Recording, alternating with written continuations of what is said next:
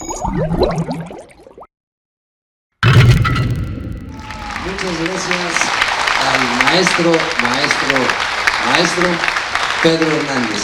La delegación Azcapotzalco le otorga el presente reconocimiento por su valiosa participación en la 7ª Feria Internacional del Libro Azcapotzalco 2016.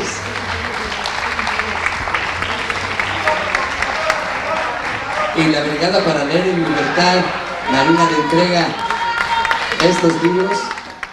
Aplauso para el padre de este lado. ¿Me estás escuchando? Daría un por tu lado para que Médicos Sin Fronteras, Marina Taira.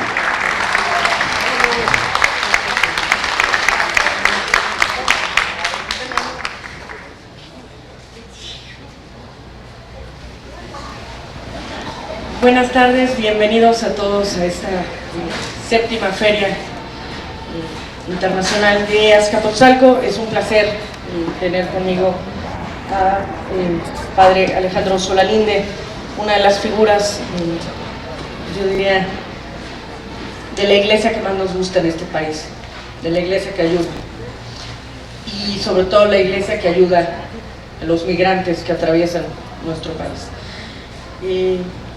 Tengo a mi derecha a Gerard Narcís, que es uno de los representantes de Médicos Sin Fronteras. Médicos Sin Fronteras ha sido una de las instituciones más importantes, básicamente para todo. Para cualquier emergencia son los primeros en llegar a brindar ayuda, y la ayuda que han dado a los migrantes en todos lados del mundo, pero en la crisis brutal humanitaria que hemos tenido en Europa en estos 2 últimos años, está por incorporarse con nosotros, esperemos que llegue pronto, Javier Urbano, profesor y reumatólogo de la Ibero. La verdad creo que es un panel de lujo, y no podemos dejar de pensar en que somos un país de paso. Somos un país de paso que debería ser un santuario, no un país de paso. Debería pensar que todos estos migrantes latinoamericanos que quieren llegar a Estados Unidos son nuestros invitados en este país, y nosotros tenemos que cuidarlos. De pronto discurso, este doble discurso de nos quejamos cómo tratan a nuestros migrantes y no volteamos a ver cómo tratamos nosotros, ¿no?, a nuestros invitados en este país, es muy grave. Y quisiera empezar con el padre Alejandro. Me permitirán que le diga Alejandro porque quiero decirles que si le digo padre me suele regañar. Que igual, entonces, ¿no? Disculpen, lo voy a decir Alejandro porque luego me regaña. ¿Cómo fue? ¿Cómo llegaste a Ixtepec? ¿Cómo empezó esta misión de ayudar a nuestros hermanos migrantes? Bueno, primero que nada quiero decirles que estoy muy contento, de verdad lo digo sinceramente, de estar con ustedes, con hombres, con mujeres de conciencia, que no cualquiera viene aquí, no cualquiera ya se para a estas alturas en una feria de libro. Las personas que vienen normalmente son personas de conciencia, personas que leen, personas que se informan, personas inquietas. En el fondo son agentes de cambio y conspiradoras. Por eso me gusta estar con ustedes. Muchas gracias.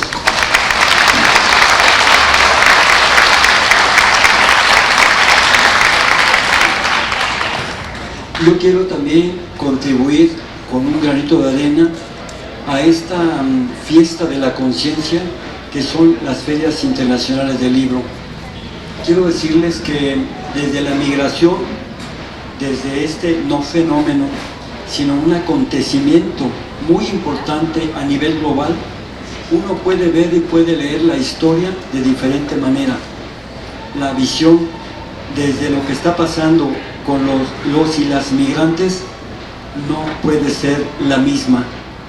Y yo les digo, el Alejandro que soy ahora y el Alejandro de antes de conocer y de servir a la población migrante no es el mismo. No es el mismo, y cada día me vuelvo más radical, no extremista, que es muy distinto. Radical en el sentido de raíz. En latín, radice es raíz. Cada día me vuelvo más profundo porque me doy cuenta también de lo que nos está iluminando este flujo migratorio. Mucha gente los ve solamente como víctimas, y ciertamente lo son. Son víctimas de un sistema neoliberal capitalista que se los llevó al baile. Es el norte colonial, que después se volvió neocolonial, y ahora neocolonial con el liberalismo económico, el neoliberalismo, que se ha ensañado. Es el norte que se ha ensañado con el sur, que ha metido violencia, ha hecho guerras, ha logrado divisiones políticas absurdas, ha tenido confrontaciones religiosas, y más que nada pues se ha clavado la lana, los recursos naturales del sur, pero además ha abonado con la violencia. Y entonces estas regiones del sur se han vuelto prácticamente hostiles y adversas para una vida digna, una vida realmente humana. Entonces son zonas devastadas, no solo en lo ecológico, sino también en lo social, porque son tierras sembradas por la violencia. Y si no, vean lo que ha pasado con Centroamérica. No se vayan a analizar toda Centroamérica, nada más fíjense en Honduras, y si quieren, Salvador también, pero ahí está también Guatemala, donde Estados Unidos intervino para generar o guerras o lucha entre hermanos, puso bases militares, llenó de religiones que dividieron la unidad religiosa que había, y finalmente divide y vencerás. Lo que nos pasó ahorita con los hermanos profesores, ¿no? Con los maestros. A uno les da dinerito, los estimula, los otros ya se enojan, se pelean entre sí, se confrontan, y a río revuelto ganancia de pescadores, ¿verdad? Lo que pasó con Oaxaca igual. Entonces, estas potencias, estas metrópolis, estas regiones desarrolladas del norte fastidiaron al sur.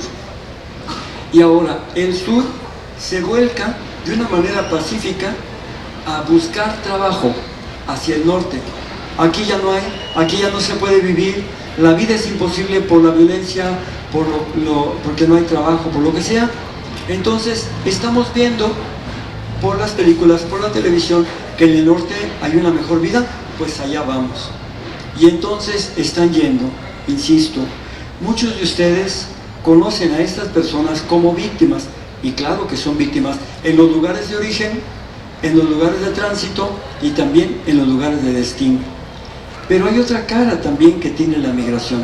Es cierto que quien está pagando la peor parte de esta deshumanización, de esta decadencia del sistema neoliberal capitalista, que coincide además con la crisis civilizatoria y el fin de una época moderna, para entrar en muchos postmodernismos, se da esta coincidencia del capitalismo con esta crisis civilizatoria, y los migrantes y las migrantes están en medio, y ellos son, fíjense, el puente que está dejando ese mundo atrás. Ellos son los sobrevivientes de ese mundo fallido que ya se queda, que ya no funciona, porque no da vida, porque no garantiza la seguridad de todas las personas, pero también son el puente para una nueva vida, un nuevo sistema, una nueva era, una nueva civilización que todavía no hemos visto, que todavía no conocemos.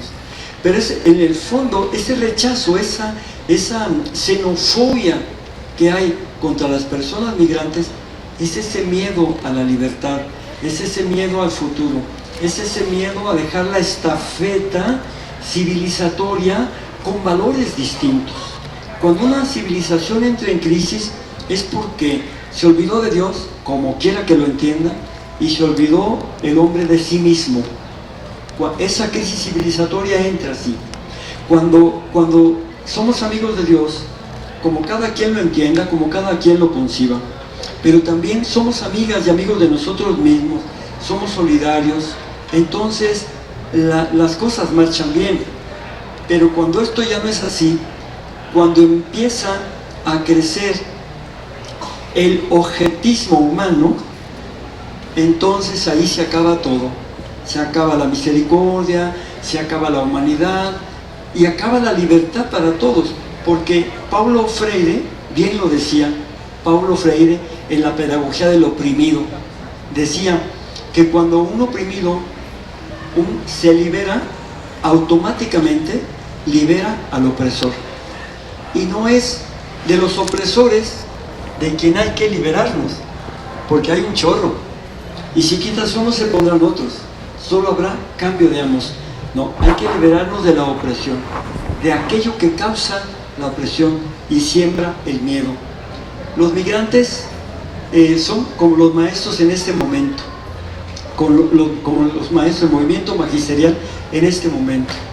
Ellos arriesgaron todo, dejaron su lugar de origen porque el sistema en que ellos vivían ya no garantizaba la vida, y entonces ellos tienen que arriesgarse a caminar y a ser migrantes, como los maestros, las profesoras en este momento lo están haciendo, dejando a sus familias, dejando sus trabajos, dejando a sus niños. Mentira que los abandonan, les duele dejarlos.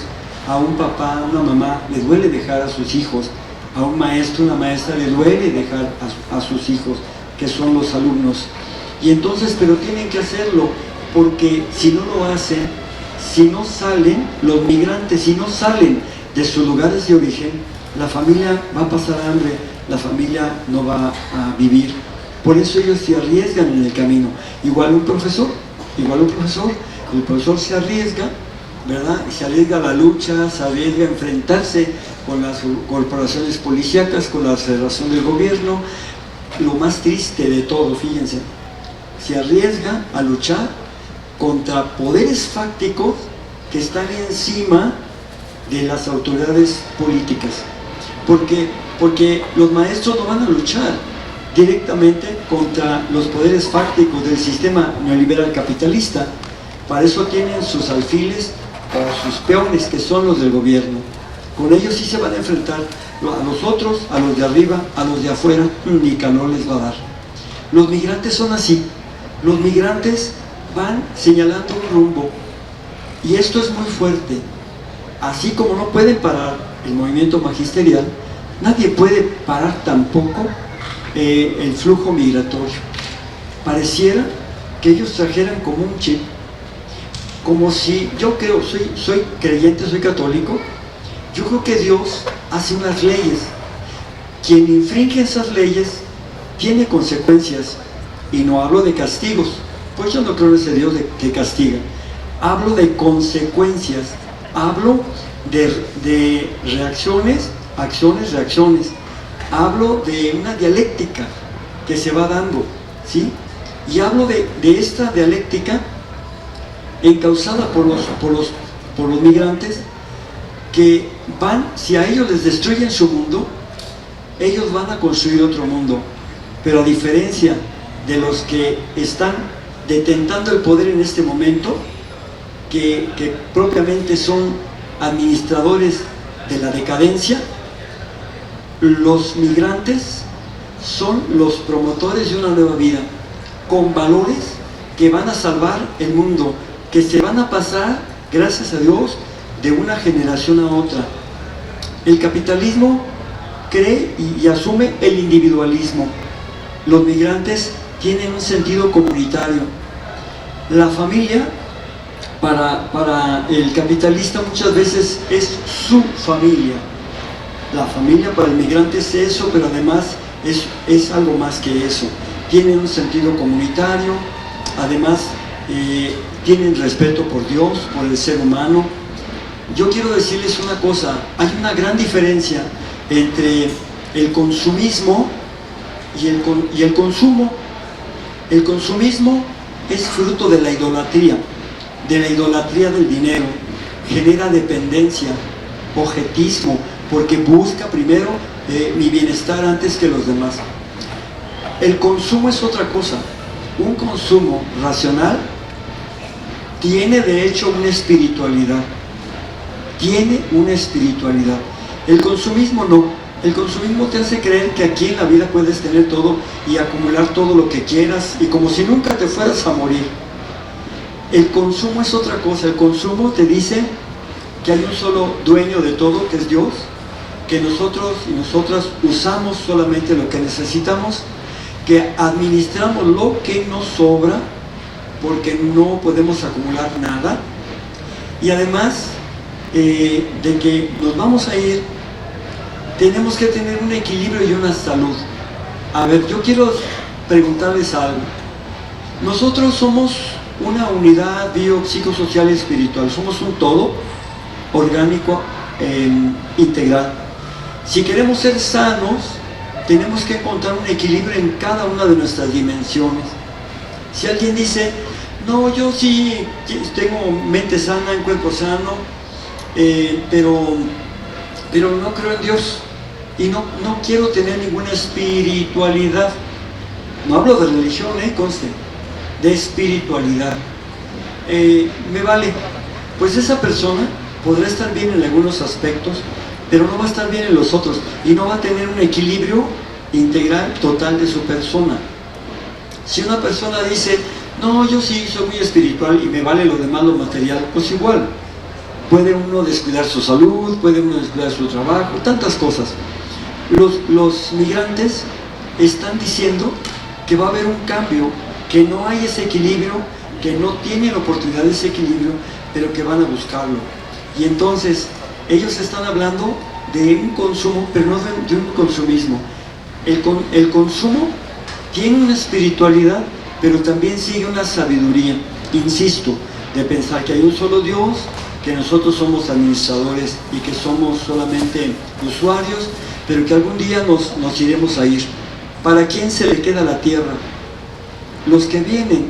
El migrante es consciente de que sale de un lugar de origen, que está en tránsito, siempre está en peregrinación, que va a llegar a un lugar de destino, pero ahí no va a parar. Él va a seguir más adelante, porque es un migrante trascendente. Eso lo sabe en esa sabiduría. ¿Qué pasa con una persona que se la pasa viviendo para tener? ¿Qué pasa con una persona que se hace dependiente del trabajo o del dinero o de lo que quieran? Una persona que vive para estar dependiente, descuida todos los demás aspectos de su vida.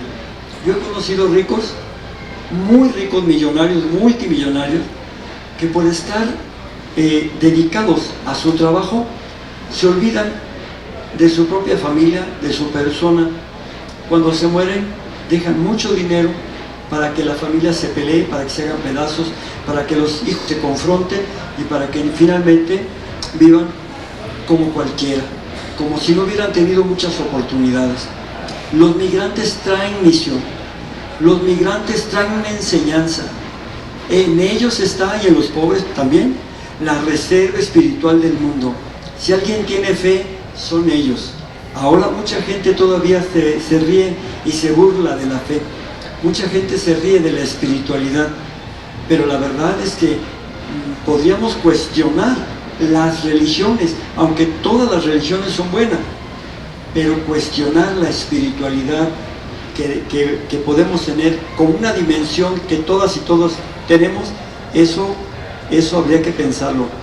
Y yo quisiera recordar diciéndoles que los migrantes van iluminando la vida que tenemos, van señalando la crisis que sufrimos, van apuntando hacia realidades nuevas, que nosotras y nosotros bien podríamos analizar como una tendencia.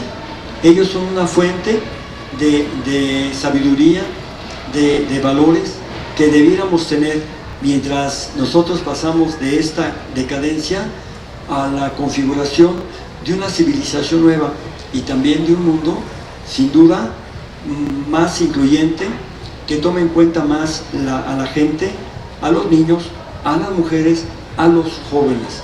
Este país está pasando por una crisis tremenda, lo estamos viendo. El sistema político mexicano está cayéndose a pedazos, ya la misma corrupción corroe al mismo partido oficial, al PRI gobierno, pero a todos los demás también partidos que han sido cómplices de estas reformas estructurales y de esta caída en picada de México o de su sistema, han sido cómplices. Por eso los migrantes nos recuerdan primero un destino último, aquí, por supuesto en la tierra, de mejorar nuestro mundo, y después de tener el valor de dejar lo que se tenga que dejar para buscar lo que se debe buscar y sin duda acceder a una mejor vida. De eso nos hablan las migrantes y los migrantes. Solo así se explica que pasando tantas cosas en sus lugares de origen, en tránsito de México y en Estados Unidos, puedan mantenerse en pie esa migración que hasta ahora ni siquiera el programa de la frontera sur, que es un vil operativo policíaco, ha logrado detener. Ellos siguen, como siguen también, la lucha de los maestros. Gracias. Muchas gracias, Alejandro. Me gustaría saber cómo funciona Médicos Sin Frontera, cómo de pronto pasa de poner un hospital en un momento de crisis a atender pues, prácticamente todas nuestras crisis humanitarias en el planeta.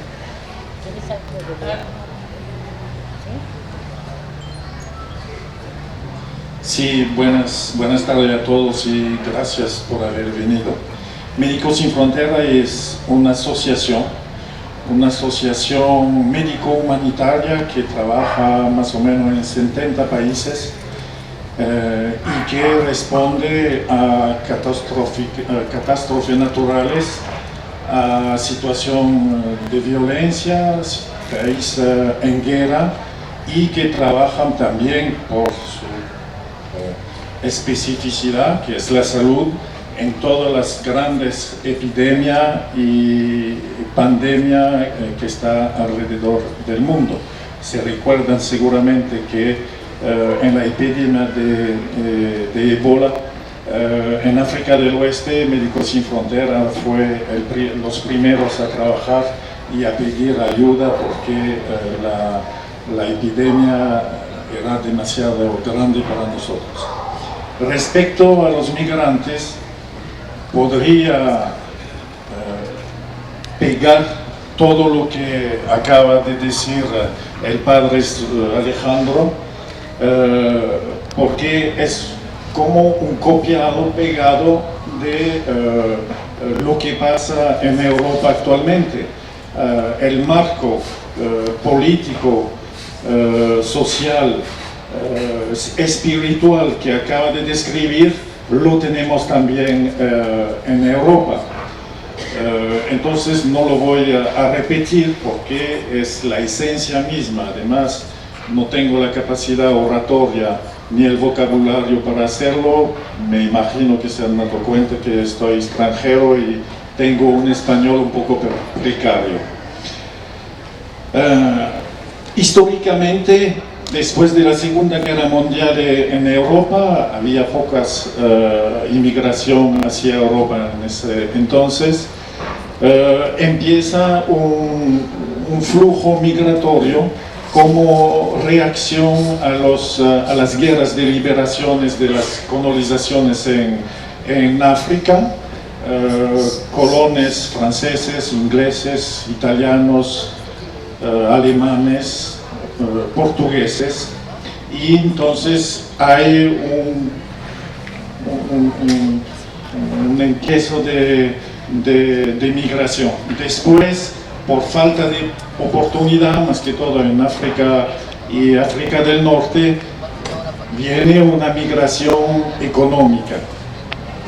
Lo hago muy rápidamente, por supuesto que hay otras cosas más complicadas, otros temas, pero empieza realmente la cosa dramática, lo que llamamos una crisis humanitaria a nivel de la migración, a partir de la guerra contra el terrorismo, de la primavera árabe y del surgimiento de frentes islámicos.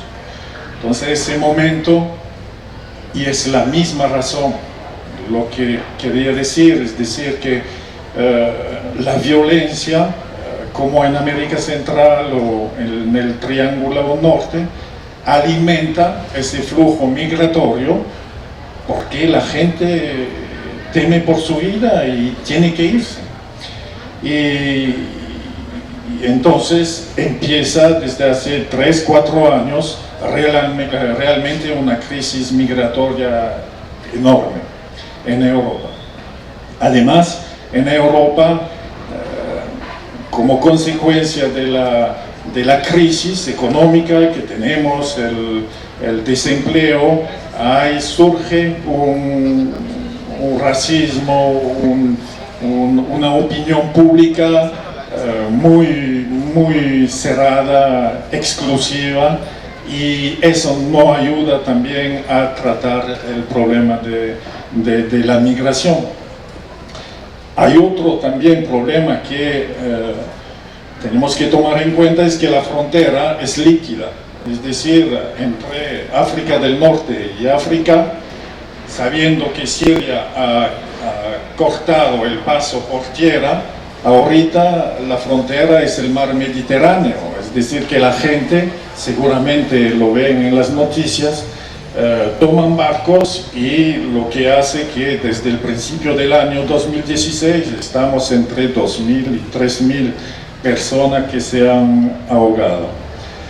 Médicos Sin Fronteras no podía quedarse así sin hacer nada, y empezó a trabajar en ese tema. Entre el 1 de enero y el 31 de diciembre de 2015,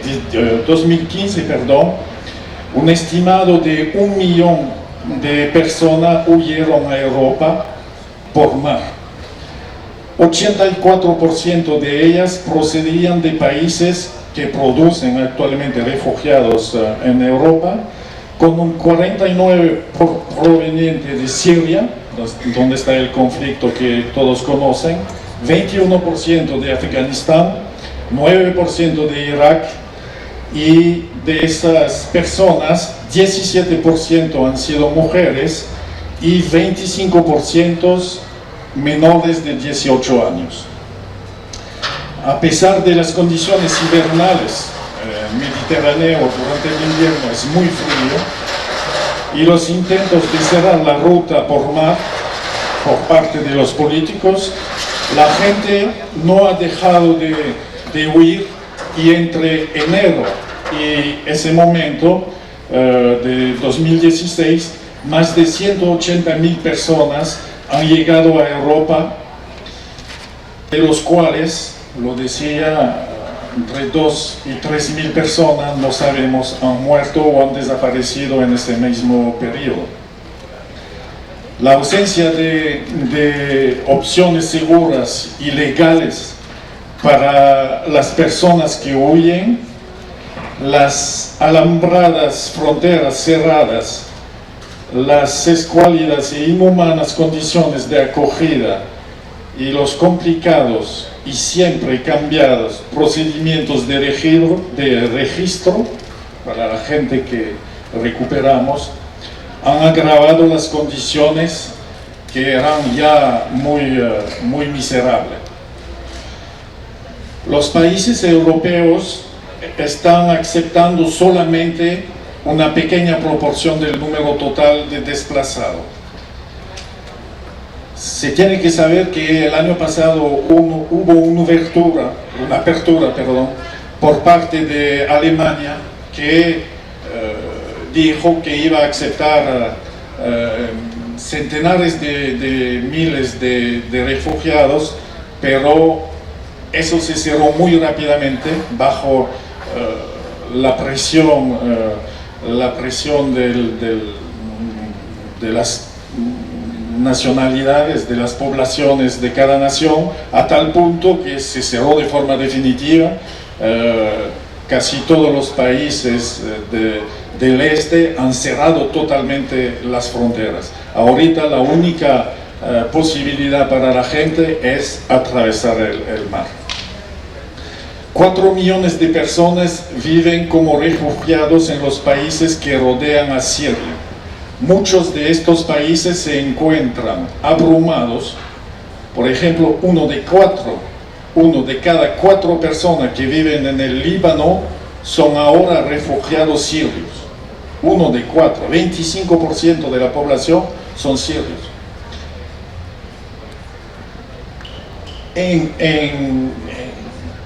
Al contrario, 1 millón de personas ha llegado a Europa en 2015, es decir, menos del 2% del total de la población europea.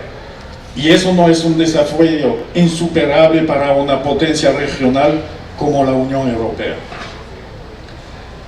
La gente, como lo decía el padre Alejandro, seguirá arriesgando sus vidas en manos de contrabandistas mientras no existan alternativas seguras.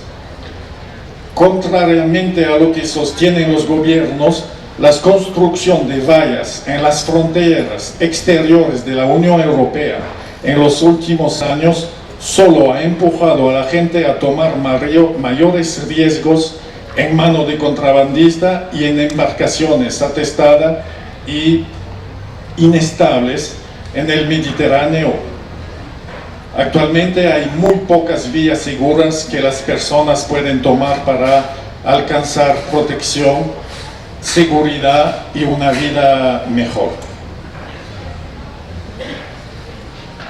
¿Qué está haciendo MSF en ese contexto? Estamos trabajando en el Mediterráneo central y hemos decidido de comprar barcos y cuando hablo de barcos son cosas de 50 metros de largo y con no sé cómo se llama, el capitán, todo eso, una tripulación, gracias, una tripulación de entre 15 y 20 personas.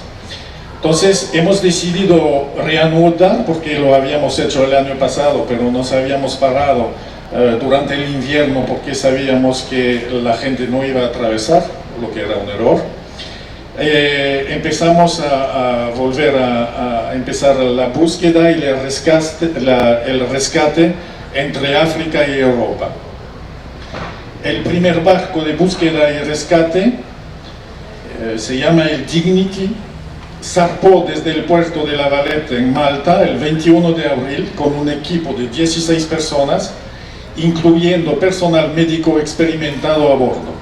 Tiene capacidad para atender a 400 personas rescatadas. El buque de 50 metros de largo se posicionará de manera proactiva en las aguas al norte de Libia y buscará activamente a botes en peligro. Botes así tenemos 3.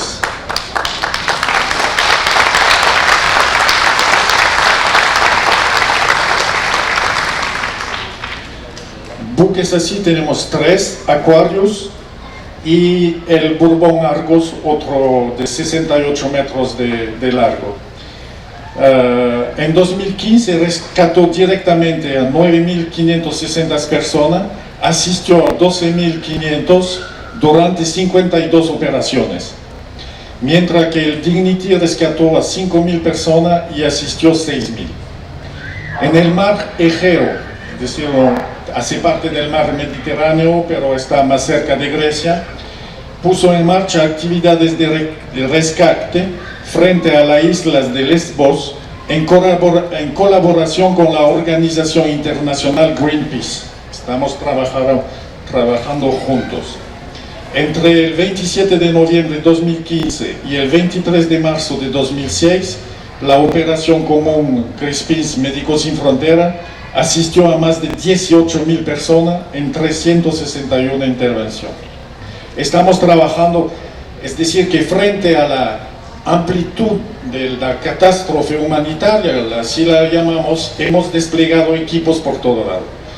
Los buques que es una parte grande de lo que hacemos, pero también estamos en Túnez, donde estamos trabajando con los pescadores en Sarsi, en Túnez, para ofrecerle capacitación en búsqueda y rescate, porque esa gente también está en contacto con gente en dificultad.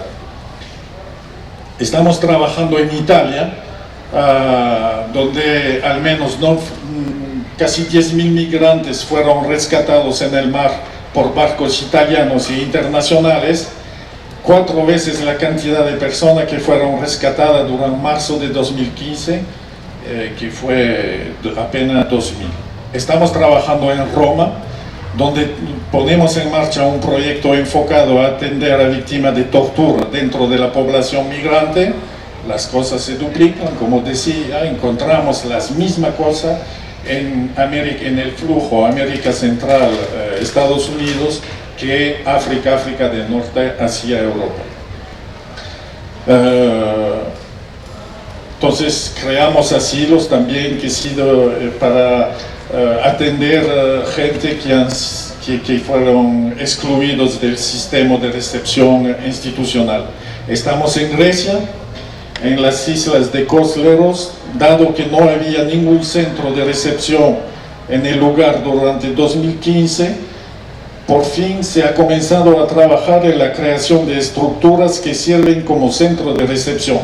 Lo hemos construido, pero lastimosamente ninguno de los centros está operando aún, por razones obvias que conocen acá también. Estamos en la isla de Lesbos, donde casi adentro de la isla, es decir, recuperamos gente en el mar y lo llevamos a la isla, donde están ahorita encerrados 90.000 personas que han llegado en esta isla. 91% son de Siria, Irak o Afganistán. Desde julio de 2015, MSF Médicos Sin Frontera, realiza consultas médicas, brinda apoyo psicológico, distribuye artículos de primera necesidad y realiza actividad agua, saneamiento, y lo estamos haciendo en varios puntos. Estamos también en Idomeni, debido que al cierre total de la ruta de los Balcanes, como le contaba, cientos de migrantes y refugiados están atrapados en Idomeni, en la frontera de Grecia con la antigua República Yugoslavia de Macedonia. MSF Estonia gestiona una clínica y pronto abrirá otra distribuyendo artículos de primera necesidad, brinda refugios y servicio de agua y saneamiento.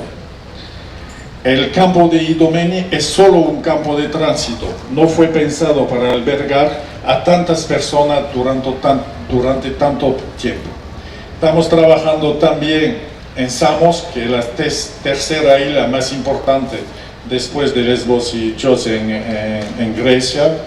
Estamos trabajando también en Angantonisi, que es una isla cerca de Samos, en Corinto, en Atenas también, que además de tener un problema social muy grande, la Grecia tiene también que atender a los migrantes, y Médicos Sin Frontera comenzó en octubre un proyecto para ofrecer rehabilitación médica a migrantes y solicitantes de asilo que sufrieron de violencia sistemática en su país de origen. Voy a parar acá, solamente decir que estamos también en Serbia, en Belgrado, en Preseovo, en Sid, en Subotica, en la antigua República Yugoslavia de Macedonia, en Francia también, soy francés, lo escucharon quizás, en Gran Vicente, en Calais, donde nos encargamos de campamento de migrantes. No me gusta hablar de campamento de refugiados, y aún menos, como lo dicen en Francia, campo de concentración. Concentración porque la gente se concentra, no por... Es esto.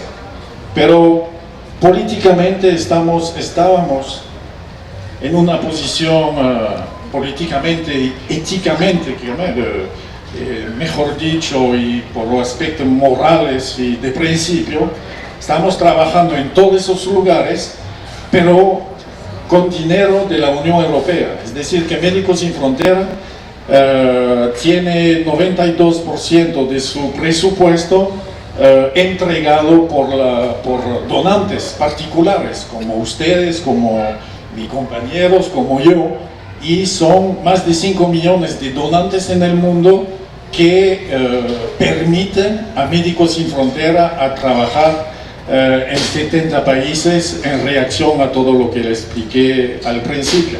Y entonces ese doble discurso entre trabajar con dinero de la Unión Europea y criticar la manera de tratar a los migrantes no la pudimos aceptar. Hubo un gran debate dentro de las estructuras de Médicos Sin Frontera en el mundo, y por una extraordinaria casualidad, porque esa mesa era previsto desde hace varias semanas, esta mañana salió el comunicado de prensa de que Médicos Sin Frontera renuncia al dinero de la Unión Europea en protesta por tratos a migrantes.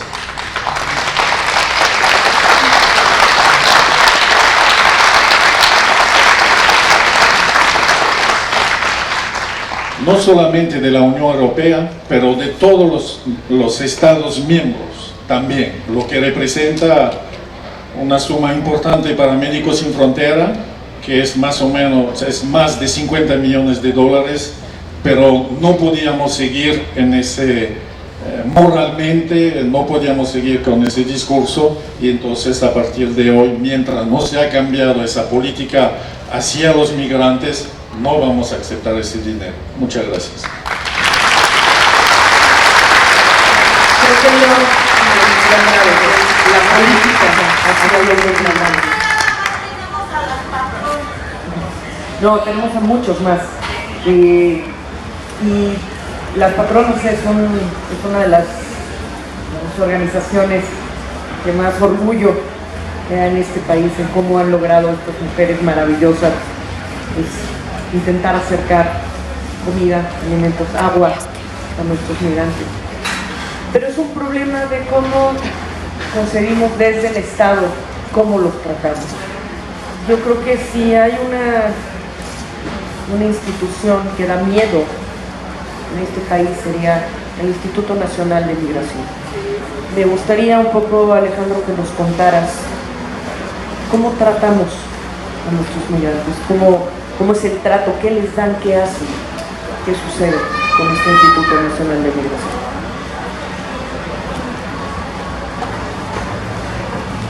Bueno, fíjense que cuando hablamos del Instituto Criminal de Migración,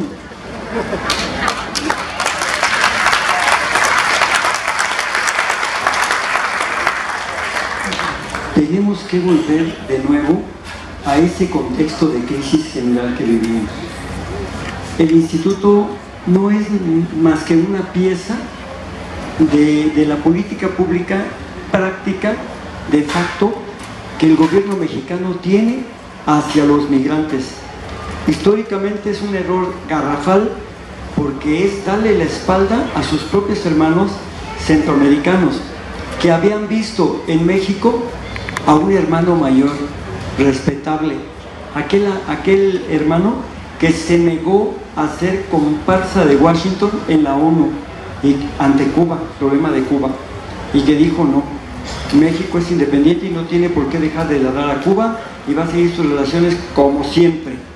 ¿Por qué?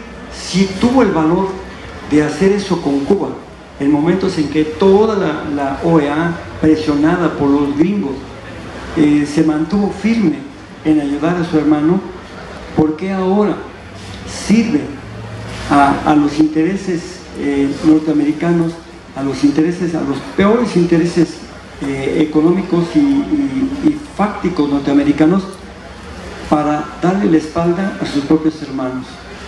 El Instituto Nacional de Migración se ha convertido en la única política práctica que tiene México con la política, con los centroamericanos, los transmigrantes del sur.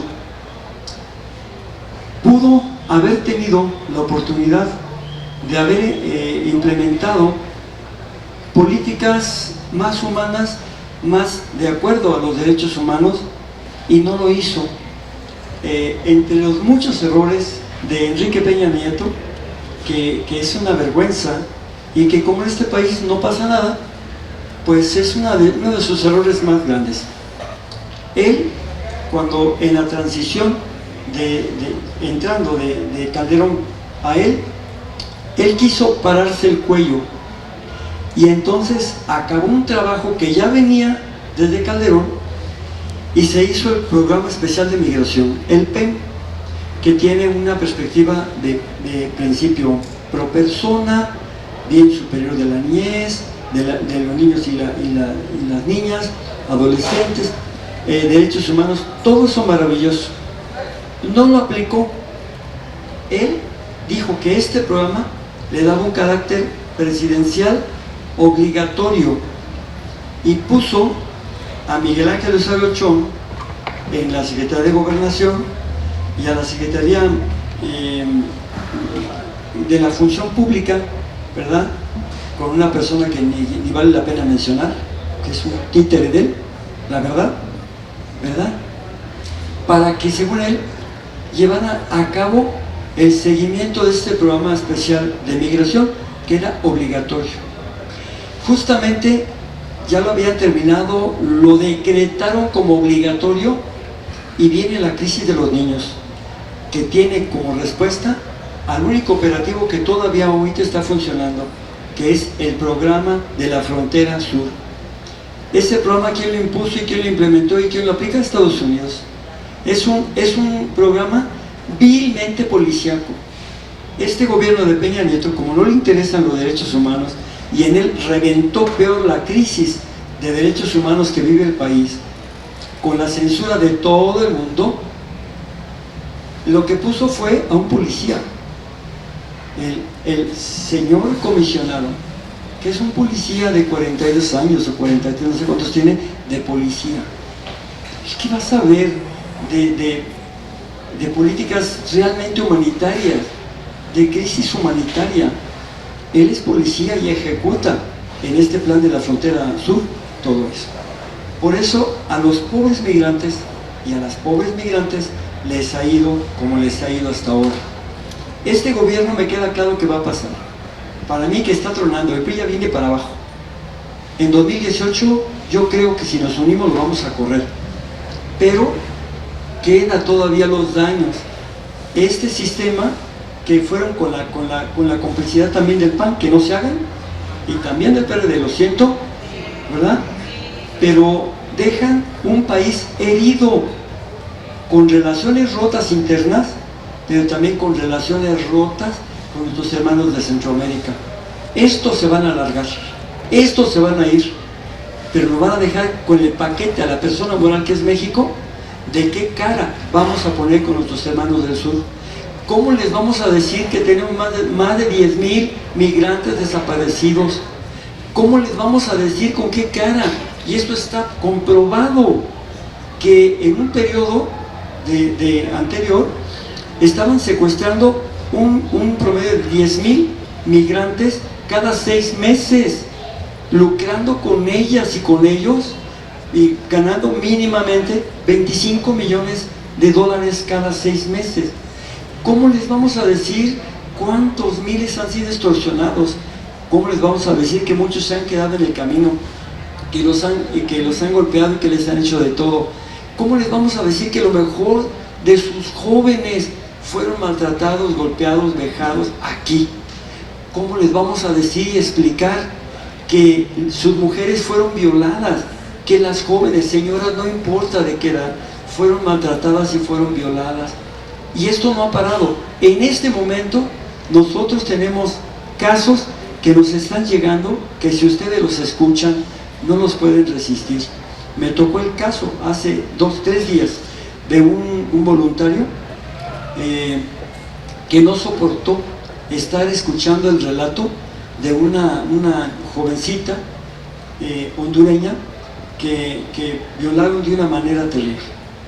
No pudo él, se salió porque no soportó estar oyendo eso. Entonces, este maltrato no es cosa del pasado.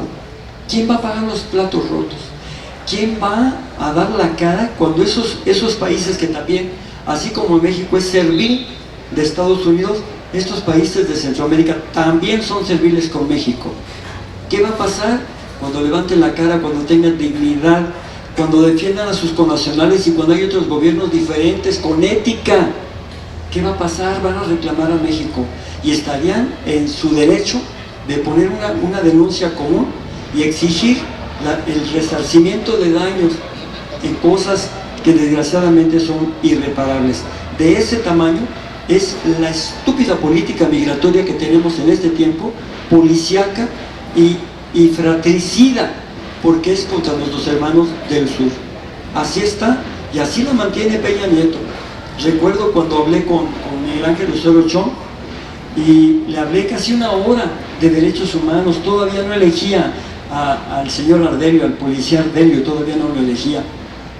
Y le dije, le hablé de derechos humanos, le hablé de muchas cosas. Al señor le entró por aquí, le salió por acá. Al día siguiente de que haber hablado con él, nombró a un policía, y ese policía nombró a otros policías, y se ha policializado el Instituto Criminal de Migración. Pobre México con estos gobernantes tan ignorantes, tan miopes y tan falsos de una visión de veras, no solo actual, sino a largo plazo. Pobre México.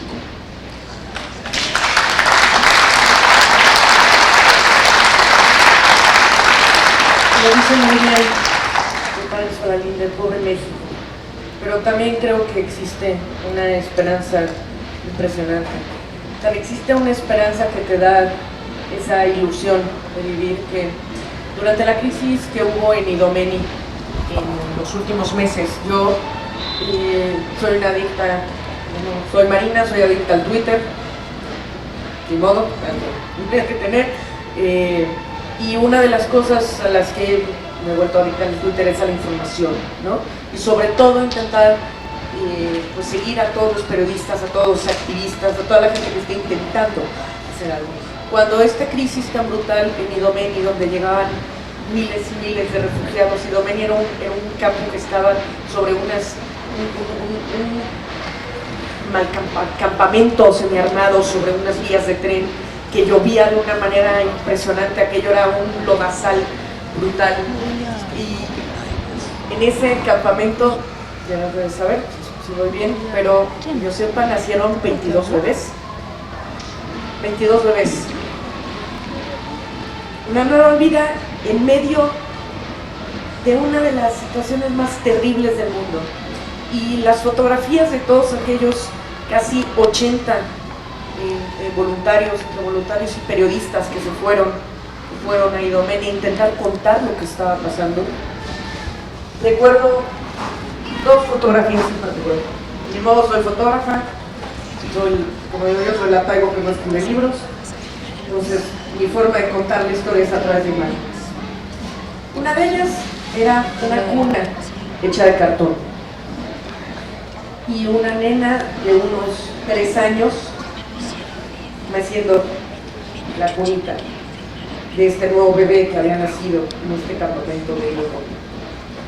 La otra imagen era una niña de unos 5 años dentro de una tienda de campaña, limpiando con un trapo los tenis que le había dado alguno de los equipos humanitarios que habían llegado con ropa, y todo alrededor de la tienda era un lodazal absoluto, y lo único que era todo era completamente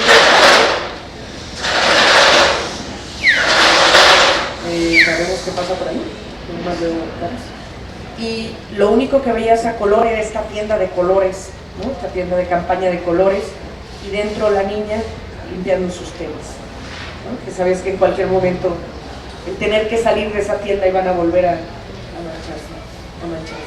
Creo que existe una esperanza brutal en todas estas ONGs, en todos estos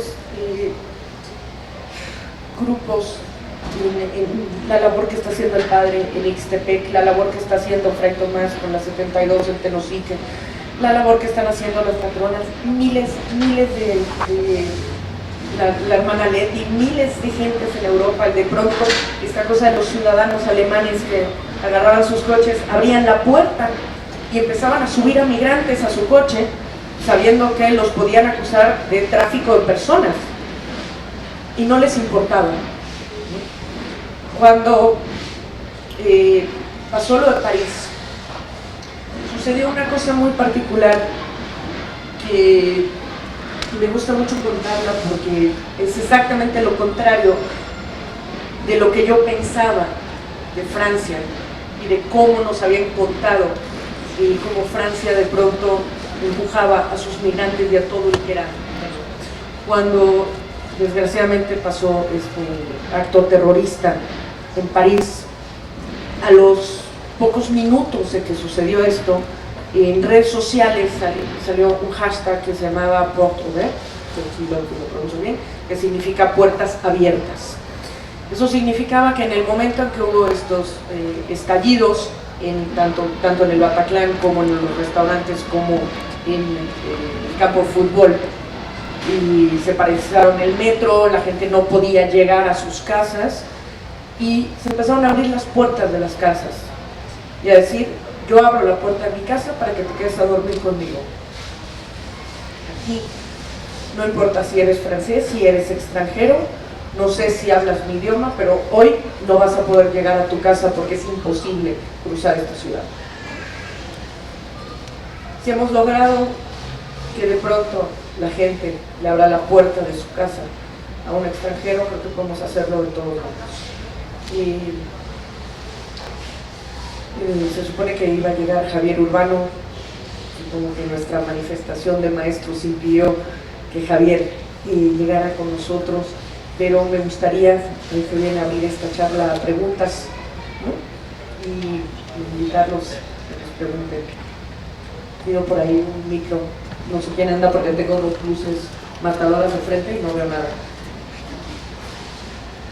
¿Quién habla por el micro? Perfecto.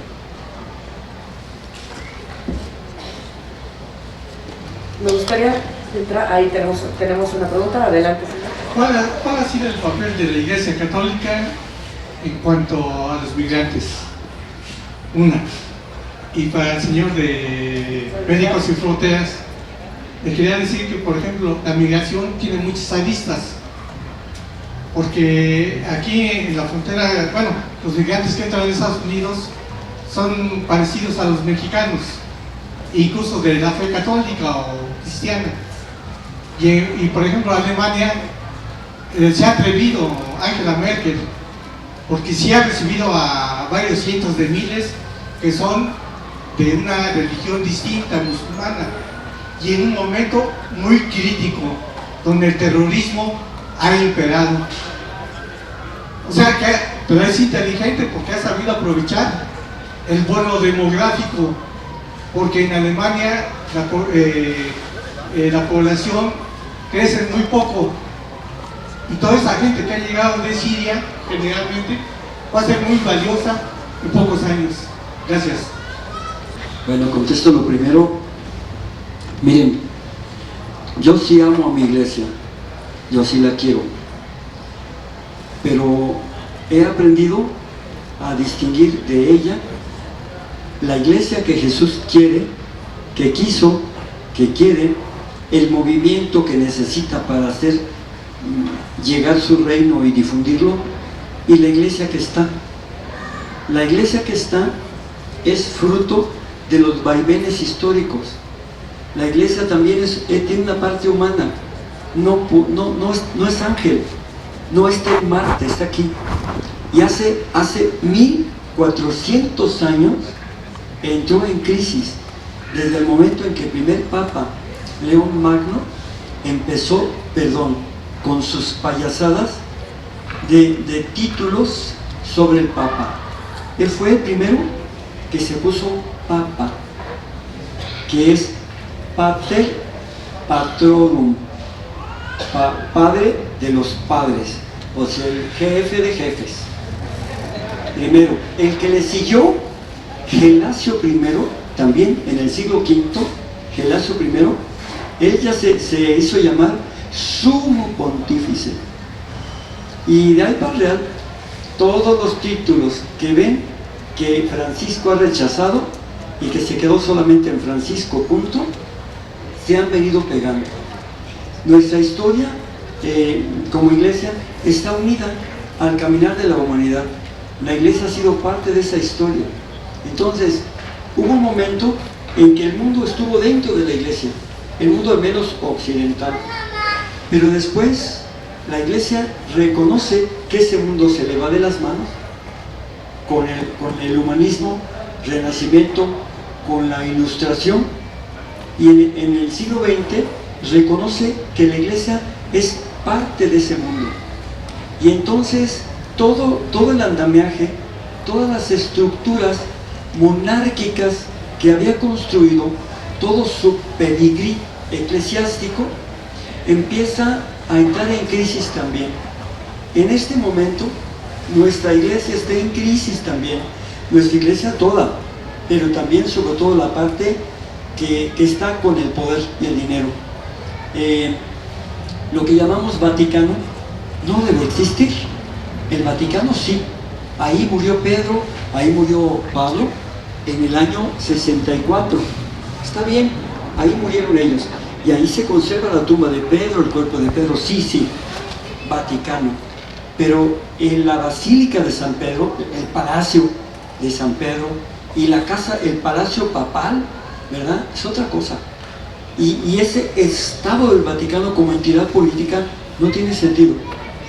Para eso no nos mandó Cristo. Eso no tiene que ver nada con las enseñanzas de Jesús. Entonces nuestra iglesia, yo le tengo mucho cariño y me produce mucha ternura. De verdad se lo digo sinceramente, porque ella solita se metió en esos rollos complicadísimos de la realeza. Y entonces ella tendrá que salir algún día, porque ahí no la llamó Jesús. La iglesia que Jesús quiere es una iglesia pobre, no miserable, digna, decorosa, pero pobre. La quiere abajo, la quiere afuera, la quiere acompañando a la gente, la quiere sintiendo el hambre, ¿verdad? Y sintiendo la inseguridad y sintiendo esa sed de justicia que siente nuestro pueblo y que hoy por hoy no lo tienen, porque nuestros obispos, aunque sean buenos, aunque sean educados, aunque de repente hay una excepción, ¿verdad?, que juega golf y esas cosas, pero ¿saben qué? La mayoría son buenos, pero han sido formados así ya en privilegios, en altura. Ellos tienen que cambiar también. Entonces, ¿cómo ve la iglesia la migración? Los migrantes, yo les dije que son un factor transversal que están sacudiendo todo y que son ellos los que sacuden. A mí me cambiaron porque me hicieron pensar muchas cosas. A ver, yo y a nuestra iglesia, ¿cómo está ahora? Una iglesia asentada, acomodada, una iglesia instalada, una iglesia administradora, que tiene su changarro con su tiendita para vender sacramentos y cosas religiosas, pero también para administrar papeles, porque aquí todo se cobra, todo se cobra. Y entonces veo a los migrantes, ellos son iglesia también, no importa si son cristianos evangélicos o católicos, son la única iglesia y van caminando, son el pueblo de Dios caminando, son Jesús migrante, otra vez que salió a las calles a caminar. Ese Jesús, agente de cambio, que no se conforma con un status quo, sino que está caminando con los migrantes hacia la configuración de una nueva ciudad, una nueva sociedad, un nuevo mundo incluyente. Entonces, así las cosas, quien lleva la fe hoy son los migrantes. Los migrantes son los que llevan la fe. Miren, vean, platiquen con cualquier migrante y van a ver si ellos son portadores de fe. Me gusta mucho platicar en el albergue y decirle, levanten la mano los que vienen de alguna iglesia cristiana evangélica, y levantan la mano. Yo hago encuestas a cada rato, cada vez que platico con ellos. Levanten la mano los que sean católicos, levantan la mano. Levanten la mano los que no tengan ninguna iglesia, ninguna religión, levantan la mano. Ya han pasado también musulmanes, han pasado también. Y luego les digo, bueno, levanten la mano todas y todos los que crean en Dios. Todas y todos levantan la mano. créanmelo, la población migrante es una población que tiene la riqueza de la fe. ¿Y cómo no? Si va con ellos Dios. Lo que no les sé decir es desde cuándo Jesús se les peló de las iglesias y se les metió en el camino con los migrantes. Eso no les sé decir. Pero termino con esta anécdota. Hace años estuve en la casa generalicia de los dominicos, de la casa de Raúl Vera, de todos los hermanos, que con Miguel Concha y todo eso, y el segundo del general, hablé con él para América Latina, se llama, me imagino, Javier. Para mí un hombre, un santo moderno, por supuesto. Y fíjense, hablando con él con toda la sinceridad, era una persona joven que les decía la neta. Por eso me inspiró mucho. Yo le pregunté en Roma, le pregunté, Javier, ¿qué le hace falta al Vaticano en este momento? ¿Qué le hace falta a la alta jerarquía católica en el Vaticano? Estaba Benedicto XVI, era 2009, íbamos a empezar al día siguiente un congreso mundial sobre migración, y me contestó con una palabra, me dijo, creer. Imagínense nada más que le digan a la jerarquía católica en el Vaticano que lo que le hace falta, lo primero, es creer. Está fuerte, ¿no? Miren, yo le di mi trago al cafecito, ya no pude decir nada, me despedí y me fui. Y me fui caminando por las calles de Roma impactadísimo. Decía, ¿cómo es posible que lo que le falte aquí a la sede de nuestra fe en el mundo es fe? Le dije, pues está, campeón. Si me permite, la pregunta que le hice al padre de qué es lo que le falta a la iglesia en México para ayudar a los migrantes es tener más padres como él.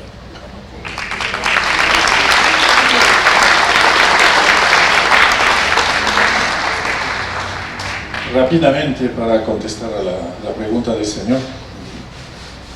El camino, bueno, primero, tener que dejar el lugar donde has crecido, dejar tu familia, dejar tus amigos, es un arrancacorazón para todos. Es decir, son pocos, muy pocos los que se van así ligeros, no.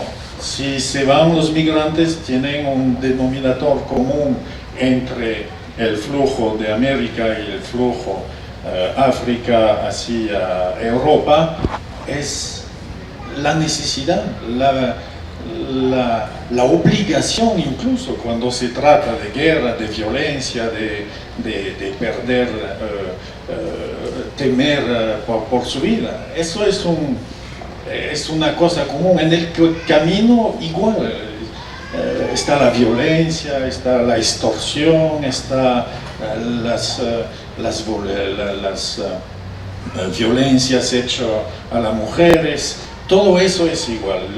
La única bueno, son dos diferencias que puedo ver en los caminos. El primero, lo dije, es que la frontera es líquida, es el mar Mediterráneo. Y el segundo es el idioma, es decir, cuando un nicaragüense quiere ir a Estados Unidos, atraviesa Honduras, español, El Salvador, español, Guatemala, español, México, español. Y cuando llega allá, sigue hablando español, porque yo no hablo inglés y cuando voy allá hablo español con la gente.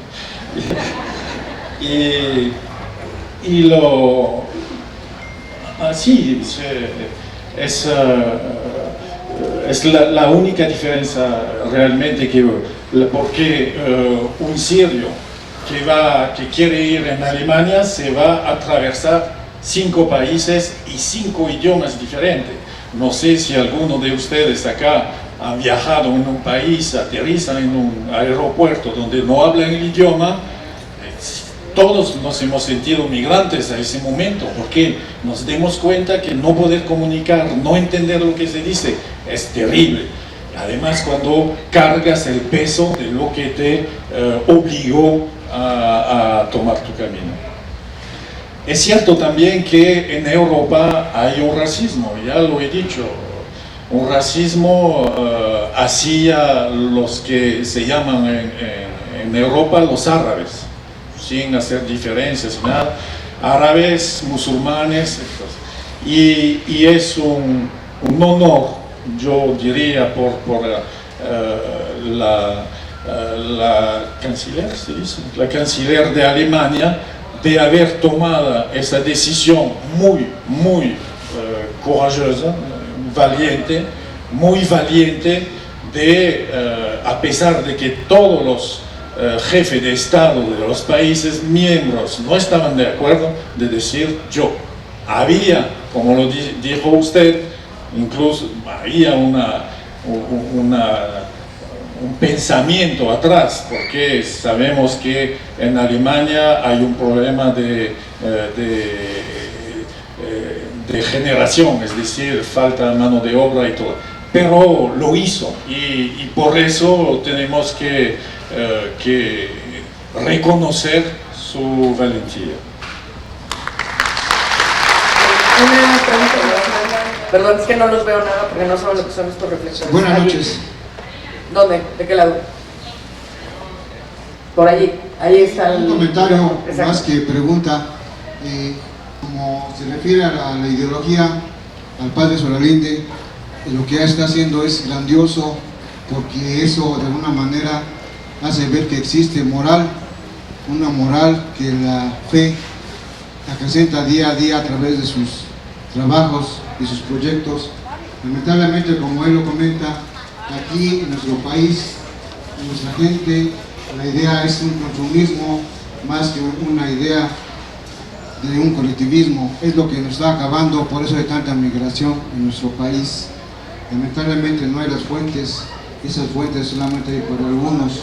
No hay la capacidad, no hay el conocimiento, sino la relación que pueda haber a nivel funcionarios, a nivel política, a nivel laboral, X. Eso está acabando con nuestro país, como ya lo mencionó el padre. Eso de alguna manera es lo que debe de impulsar también la iglesia y de hacer conciencia a la gente, que genere más un cambio social que un cambio individual. No es el tener lo que cree la gente que es lo que le da el valor, sino lo que va a generar una idea de una lucha a través de su existir. Como por ahí se menciona que el primer socialista fue Jesús a través de sus ideas y de su lucha. Eso es respecto a la ideología. En cuanto a la Europa, lo que ha hecho de alguna manera agrupaciones pues, internacionales, hemos visto que siempre hay un dedazo, hay una idea de un país que es sometedor, tanto en México como en Centroamérica, en Sudamérica X, en Europa también lo es Estados Unidos, ya lo estamos viendo en Inglaterra, que está tratando de acabar la sociedad de la moneda. Nuestra moneda precisamente está en decadencia porque Estados Unidos, mucha gente mexicana piensa que eso es lo máximo, es la panacea, es un país que nos va a dar riquezas. No es cierto, la gente que vive allá sufre mucho, carece de todo, está peor que en México, tiene que estar aislada de su trabajo, su casa, y si no tiene papeles, pues llega la migra, se los lleva, en fin, hay muchas cuestiones que parecen que la gente realmente regrese aquí con algunos dones o manda para su gente. Pues es una vida desde el punto de vista pues muy dura y está padeciendo más de lo que puede dar en su país. Gracias.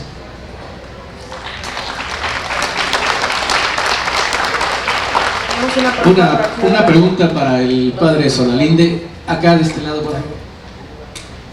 Acá. Les juro que no digan acá de derecha o izquierda porque no vemos nada. A su izquierda. Una pregunta para el padre Solalinde. Respecto a los estudiantes de Ayotzinapa, usted fue una de las primeras personas que mencionó que habían sido incinerados en el basurero del río Cocula. Bueno, para que usted nos haga favor de aclarar. Así se manejó, sin embargo no fue aceptada esa opinión ni por los padres de los estudiantes ni por muchas personas. Sin embargo, después la verdad histórica de Murillo Karam se refiere precisamente a esa incineración. Posteriormente el grupo de expertos independientes mencionaban que técnicamente no era posible esa incineración.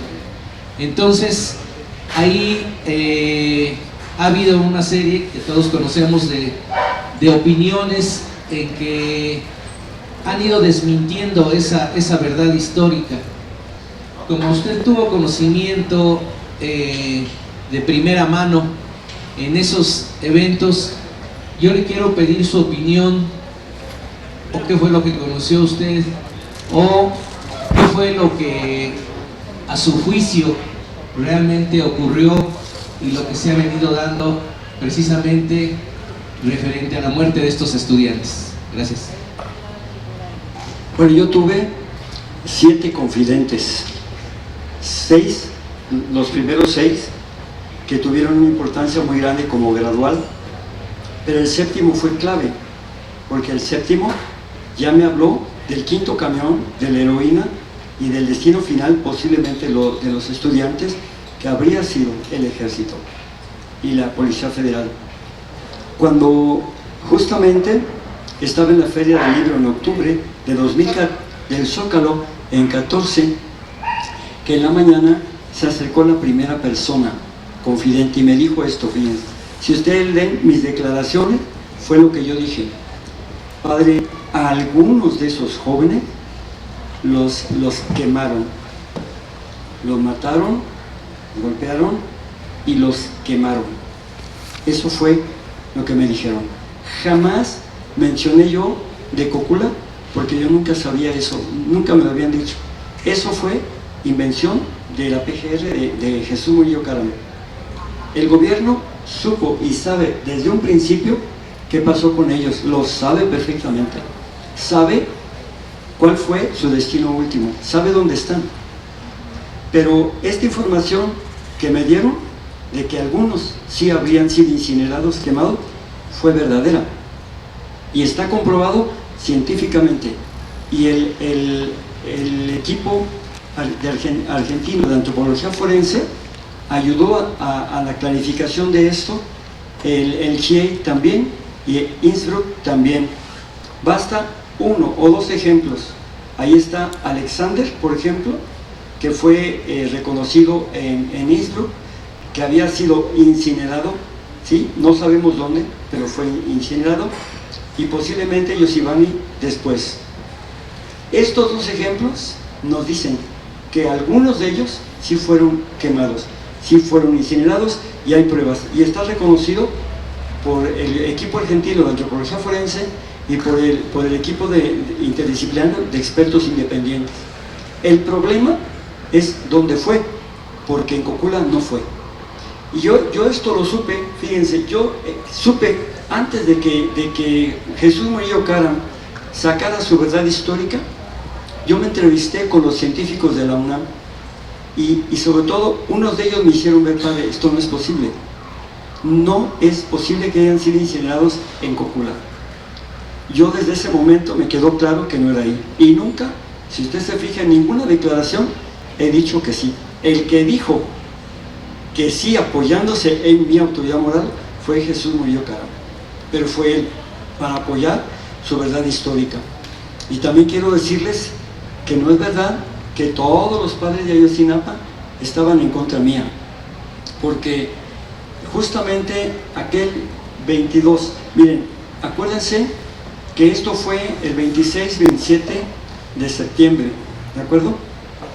El mes que entra viene la Feria del Libro, y en semanas, todavía ni siquiera había sido un mes, ni siquiera un mes, cuando yo recibo esas confidencias, la primera, la segunda y la tercera, de un joven, un estudiante de adolescente de primer año, que era compañerito de los que asesinaron. Yo lo conocí en Tlatelolco, estaba yo en una entrevista, interrumpí la entrevista para ir a hablar con él. Me lo presentó el periodista Diego Enrique Osorno, me lo presentó. Y este muchachito me dijo lo que había vivido, yo le dije lo que sabía, y lloramos juntos, porque había sido terrible aquello que había pasado. Al domingo siguiente tuve contacto con padres de Ayotzinapa en la Basílica de Guadalupe, cuando en la Basílica de Guadalupe nos desairó. cuando no nos permitió ni a Raúl Vera, ni a mí, ni a otras personas celebrar la Eucaristía ahí. No nos permitió, nos ignoraron. A media semana vino, recuerdo muy bien, el 22 de octubre, la primera marcha, ¿se acuerdan? Al mes, casi al mes, la primera marcha, que fue el 22 de octubre.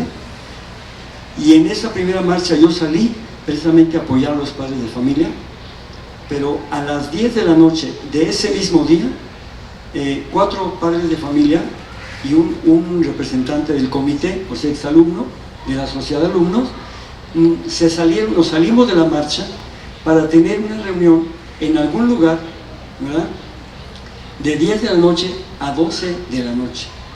Y ahí, fíjense, estos padres de familia, oí por primera vez lo que dijeron. Uno de ellos dijo: si a mí me dice el gobierno, aquí están tus 4 o 5 huesitos calcinados, este es tu hijo, ya, acéptalo y aquí está una lana. Así tal cual me lo dijeron, y es más, está filmado. Y me dice: nosotros no vamos a aceptar esto, porque si aceptamos esto que nos están diciendo, entonces muchos otros jóvenes van a seguir muriendo. Un joven, el egresado del comité de alumnos, en ese mismo día, era jueves, me dijo: el próximo domingo se va a cumplir el mes de lo de Ayotzinapa. Quisiéramos pedirle, así en plural lo dijo, que fuera a celebrar una misa a Ayotzinapa para que se vea el paradero de los jóvenes. Y yo dije: tengo que consultarlo. Lo consulté. Al día siguiente, porque en ese mismo momento me pidieron 3 cosas. 3 cosas me pidieron. La primera, que esta cuestión de Ayotzinapa se visibilizara a nivel mundial, que yo lo sacara a nivel internacional. Si yo era una voz que era escuchada en el mundo, ellos me estaban pidiendo a mí que yo lo pasara a otro nivel. Yo dije: yo lo hago, con mucho gusto lo voy a hacer. 2, que se pidiera al gobierno o a la PGR que usara tecnología de punta satelital para monitorear los movimientos que hubiera habido en ese día, ¿sí? En especial el fuego. Se lo pedí a Jesús Murillo Caram, él dijo que lo iba a hacer, cumplí. Y la otra era que se buscara medidas cautelares, protección para los padres de familia. Ahí mismo, ese día 23 de octubre, o sea, al día siguiente de esta reunión, estuve con Jesús Murillo Caram, me acompañaron varias personas, la hermana Leti estuvo conmigo, también Elenita Poniatowska y otras personas más. Le pedí eso y me dijeron: sí, vamos a cautelar a las familias. Si lo hicieron o no lo hicieron, no sé. Pasó el tiempo y vino un quinto y un sexto confidente. El sexto confidente habló más cosas y ya fue apuntando más hacia el ejército. Oigan, apuntó más hacia el ejército. La séptima persona, me quedó ya claro que había, y esto ya es público, por eso se los puedo decir, porque además el GIEI, cuando dio su informe, yo estuve presente toda la mañana, él habló, estuvimos juntos, ¿verdad? Estuvimos juntos. Habló de 2 testigos, fíjense, de los estudiantes que habían estado presentes, que fueron testigos de eso. Sobre todo hablamos del 5.º camión, pero que tenían mucho miedo y estaban en algún lugar. Mi obligación era plantear al GIEI, conectarlo con estas personas. Lo hice. Se enojaron porque ellos pensaban que yo y otras personas y yo no debíamos haberlo hecho público, pero lo teníamos que hacer en razón de la verdad. Pero también les proponíamos protección que no aceptaron, porque yo les proponía, por ejemplo, la Unión Europea, la delegación europea, que los protegiera, que los asilara, o también la embajada norteamericana, pero no quisieron porque tenían mucho miedo. ¿Qué pasó? que ahora uno de ellos ya está en el extranjero, gracias a Dios está protegido, la otra persona está en algún lugar de la República que no puedo decir, ni yo lo sé, algún lugar, y que la PGR está interesada en localizarlos a ellos. Hace poco estuve en la PGR, me inquirieron sobre esto y les dije, nunca les voy a decir nada. ¿Por qué? Porque yo no confío en ustedes. No confío en ustedes, y porque ustedes saben perfectamente lo que pasó. Ahora les voy a decir, ese domingo que acepté yo ir a la misa, ustedes saben lo que significó para mi equipo de seguridad que yo fuera. Me aventé una bronca, porque ellos no quisieron, no querían. Me decían, es que no se puede, padre, es una inseguridad, es que no. Pero si me lo pidieron y yo lo tengo que hacer, yo voy. Y fui, arriesgando lo que fuera, yo fui, porque había en el camino horas en que el celular no funcionaba. Camino muchos lugares donde podían haberlo venadeado y nadie se iba a dar cuenta. Yo sabía todo eso, me lo explicó mi equipo de seguridad, dije, vamos, y fuimos. Pero ¿qué pasó? Hubo ahí un descontrol, porque este equipo que yo había visto, este grupo, el día 22, de 10 de la noche a 12 de la noche, nunca les dijo a ellos nada, nunca les pasó la información, no les dijo nada. Entonces yo llego, ¿verdad?, como hijo de vecino, con todo como andaban unos ahí haciendo plantón en Chilpancingo, otros en otro lado, pues claro que no me podían recibir bien, pero sí aceptaron que dialogara con ellos. Dialogué con 70 familiares de los desaparecidos. Yo quiero decir algo, fuera de 2 personas que estuvieron boicoteando todo el tiempo, 2 chavos que se ve que estaban para eso, boicoteando el diálogo, todos los demás fueron respetuosos, y hablé de lo que yo sabía en ese momento. Al salir nunca me retuvieron, nunca me dijeron nada, pero quiero decirles una aclaración. Desde el día 22, cuando platiqué con este grupo de 5 personas, les dije, miren, yo, se dan cuenta que no soy su vocero, ¿verdad? Ustedes tienen vocero. A mí me está buscando la prensa porque quería conocer esto, pero díganme a quién canalizo yo esto. Esa persona dijo, pues a mí, perfecto. Desde ese momento al otro día le eché a la prensa, y estaba él en CNN dando una entrevista, y ahí nos vimos el jueves, les digo, el mero jueves que iba yo a ver a Murillo Karam. Pero llegando allá, después de este diálogo que duró horas, 2 horas duró, en el auditorio de la Normal de Ayotzinapa, un maestro llegó y nos dijo, bueno, hasta aquí se acabó el diálogo ya, ¿se terminó? Bueno, me salieron a dejar, le dije, pero a ver, ¿con quién va a dirigirse la prensa para ver todo lo de Ayotzinapa? Y dijo uno de ellos, pues a mí.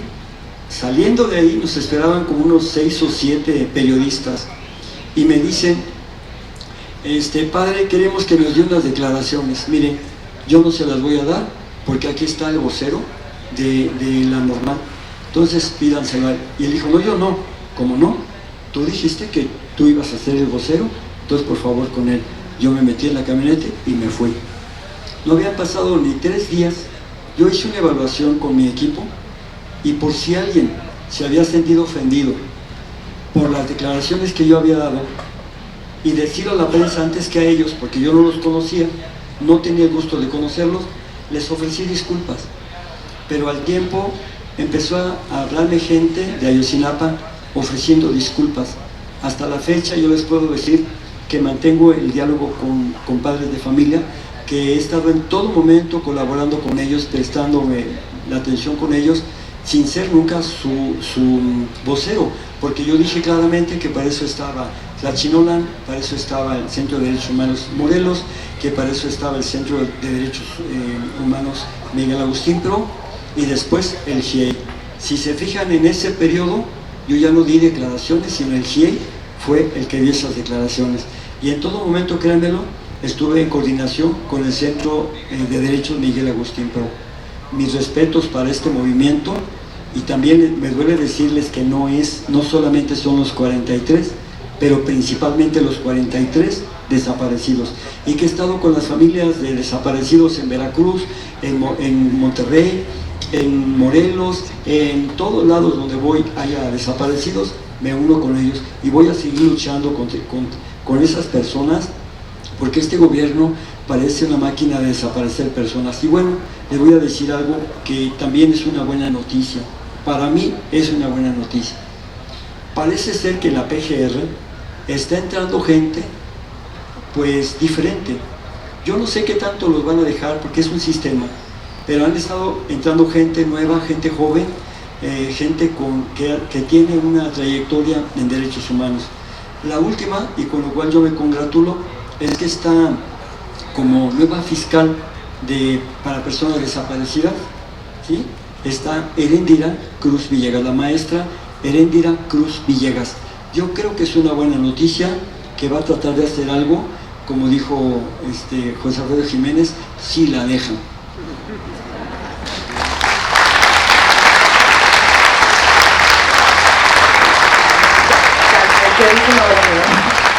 Quiero decirles que la Brigada para Leer en Libertad, una de las cosas que hace es regalar libros, y hoy les vamos a regalar este libro que se llama Todos somos migrantes.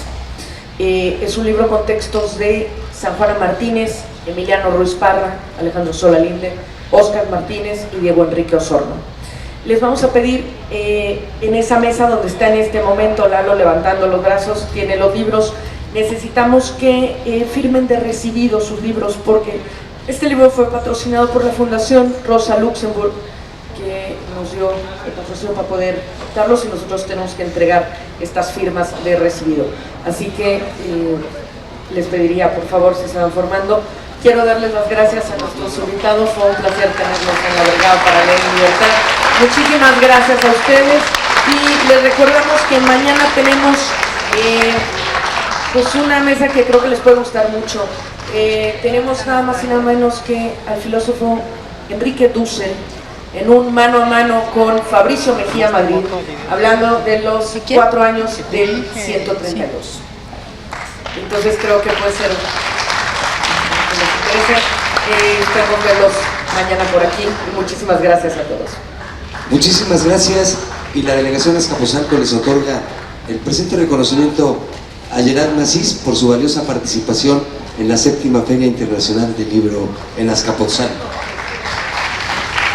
Muchas gracias, doctor. Muchas gracias por toda esa labor que vienen haciendo en todo el mundo.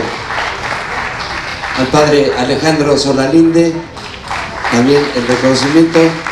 Gracias a usted. Lo queremos en Azcapotzalco, y continúe con esto.